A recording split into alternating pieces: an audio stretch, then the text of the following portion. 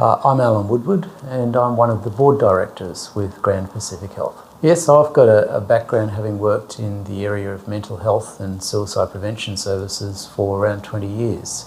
And prior to that I worked in areas to do with other areas of social services and community services.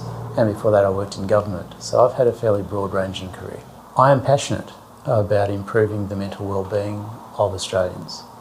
It's a fundamental quality of life issue, I believe. And we know that many people in our population experience mental ill health at some point in their lives. That can be a minor episode or it could be a continuing condition. And we know that sometimes people go through crisis and difficulties in their life for which they need additional support. Sometimes people need to deal with the issues around suicide and suicide prevention. And these are all things that Grand Pacific Health are doing in the region in which it operates. So I'm very pleased to align my passion with the services it provides. I think there are a couple of things. First and foremost, Grand Pacific Health operates in the region that I grew up in and I've lived most of my life in, the southeastern corner of New South Wales. I grew up in Wollongong and I still live in the Illawarra region, and I've worked and holidayed, done recreation right up and down the whole southeast region. It's a wonderful region full of strong communities and good people. So to be able to work in an organisation like Grand Pacific Health that is working with those communities, supporting those good people, is an absolute privilege. Well, boards, I guess, fundamentally perform a role in guiding the strategy of the organisation. So if you like, the old analogy of the ship on the seas, well, the board's the one that's setting the course. And often that makes big decisions around the choice of services, the relative emphasis on particular groups that we want to serve, and the choice of communities and how much effort we might put on particular issues facing those communities. The other part of the board work is the accountability and the monitoring of the performance of the organisation.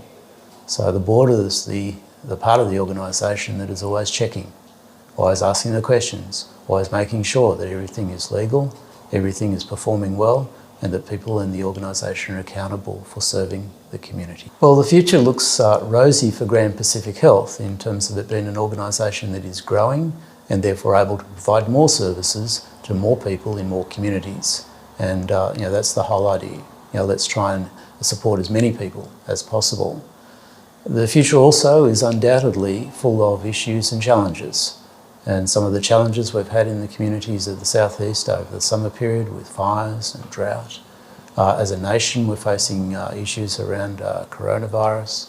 We will continue to face issues both as a nation and in the communities that this organisation is working in.